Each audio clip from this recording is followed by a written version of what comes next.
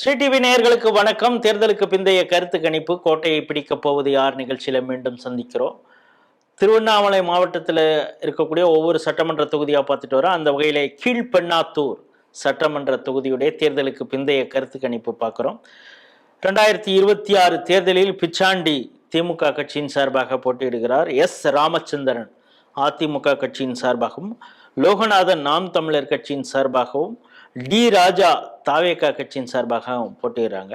நம்முடைய முதற்கட்ட கல ஆய்வில் சொன்னோம், பிச்சாண்டி ஒரு தெரிந்த முகம், எல்லார்ட்டையும் எளிதில் அணுகக்கூடியவர். சும்மா கையை அப்படி சொரிஞ்சாலே நமக்காக தான் கூப்பிட்றாங்க போல இருக்குன்னு காரை நிறுத்திட்டு அவங்கள்ட்ட பேசக்கூடிய அளவுக்கு மிக எளிமையான நபர் அப்படின்னு அவருக்கு ஒரு பேர் இருந்தது. ஆனாலும் கூட அதிமுகவும் அங்கே டஃப் ஆகிட்டு கொடுக்குதுன்னு பார்த்தோம். ஆனால் தேர்தல் காலத்தில் தாவேக்காவும் புதிய என்ட்ரி வந்திருக்குது. அவங்க பிரிக்கக்கூடிய வாக்கு யாருக்கு சாதகமாக இருக்கிறது அப்படிங்கிறத நம்ம தெரிஞ்சுப்போம். கள ஆய்வு செய்த பாலச்சந்தர் நம்மோடு இணைகிறார். வணக்கம். வணக்கம். கீழ்பெண்ணாத்தூர் வெற்றி பெறப்போவது யார்? இல்ல ஓப்பனா சொல்லணும்னா ஏடிஎம்கே ஜெயிக்கிறாங்க இந்த இடத்துல. ரொம்ப எளிமையான ஒரு விஷயம்தான். அங்க கீழ்பெண்ணாத்தூர் சட்டமன்றத்தை பொறுத்த வரைக்கும் வெற்றி நிர்ணயம் பண்றவங்க வன்னியர் சமுதாயம்.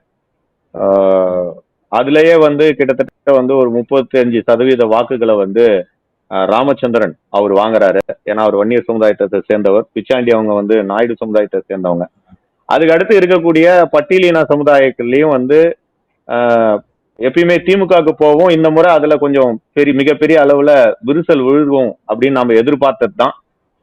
முதல் கள ஆய்வுலேயே நம்ம சொல்லியிருந்தோம், டிவிக்கு அந்த பகுதிகளில் இருக்கக்கூடிய பட்டியலினம் மற்றும் கிறிஸ்துவ சமுதாயத்தை சேர்ந்தவங்கள பிரிப்பாங்கன்ட்டு. அது எக்ஸாக்ட்லி நடந்திருக்கு. அதுல எந்த ஒரு குழப்பமும் இல்லை. சில பகுதிகளில் சர்ச்சிலே நமக்கு கிடைச்ச தகவல் கலை ஆய்வுல சில சர்ச்சில் விஜய்க்கு தான் ஓட்டு போடணும் அப்படின்னு சொல்லி முடிவு பண்ணி ஒரு கிராமங்கள்ல அந்த மாதிரி முடிவாகி அவங்க ஓட்டு போட்டிருக்கிறாங்க. இது நமக்கு கல ஆய்வுல கிடைச்சது. தேர்தலுக்கு பிந்தைய கல ஆய்வுல ஏடிஎம்கேக்கு ஒரு பெரிய பிளஸ் பாயிண்ட் இதுல கிடைச்சிருக்கு. ஏன்னா வன்னியர் சமுதாயம் அங்க பாமகவும் ஸ்ட்ராங்கு. ஏற்கனவே அங்க திமுக பேர்ல ஒரு பெரிய பிரச்சனை என்னன்னா, நாயுடுமங்கலம்னு ஒரு பகுதி, அந்த பகுதியில இந்த வன்னியர்களோட அந்த கலசம் பிரச்சனை பெரிய பிரச்சனையா இருந்தது.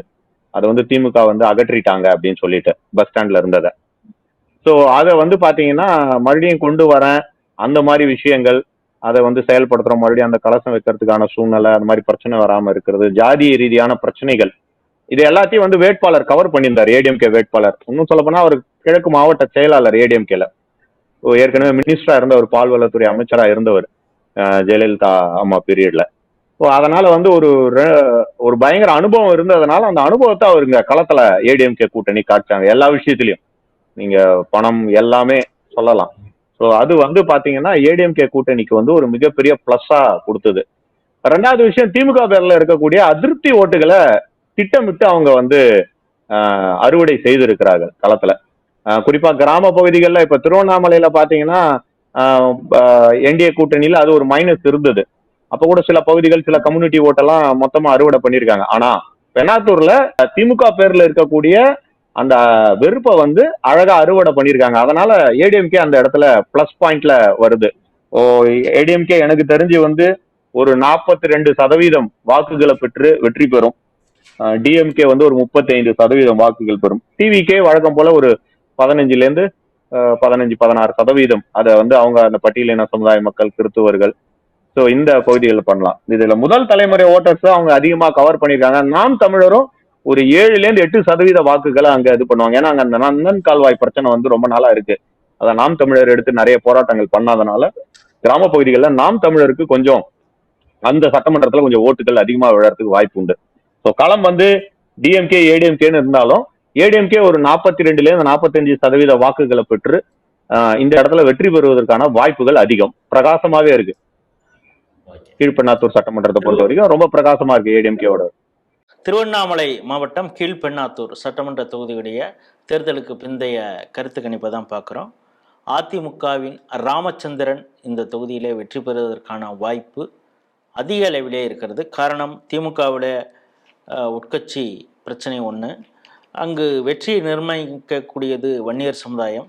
ராமச்சந்திரன் வன்னியர் சமுதாயத்தை சார்ந்தவர் அப்படிங்கிறதும், வன்னியர் சமுதாயத்துக்கு எதிராக அங்கே திமுக சில வேலைகள் செய்திருக்காங்க. குறிப்பாக அந்த நாயுடு மங்கலங்கிற பகுதியில் கலசம் அகற்றப்பட்டது. அதை நான் மீண்டும் நிர்மாணிப்பதற்கான வேலையில் ஈடுபடுவேன்னு ராமச்சந்திரன் சொன்னது அந்த சாதி ஓட்டுகளை பெரிய அளவிலே அறுவடை செய்திருக்கிறது அப்படிங்கிறதும், பட்டியல் சமூகத்தினுடைய வாக்குகளை தாவேகா பெரிய அளவிலே வாங்குகிறது அப்படிங்கிறதும், சாதி ஓட்டு, பாமக ஆதரவு, தன்னுடைய எக்ஸ்பீரியன்ஸ், அந்த அரசியல் எக்ஸ்பீரியன்ஸ், இதெல்லாம் ராமச்சந்திரன் அவர்களுக்கு கைகூடி இருக்கிறது.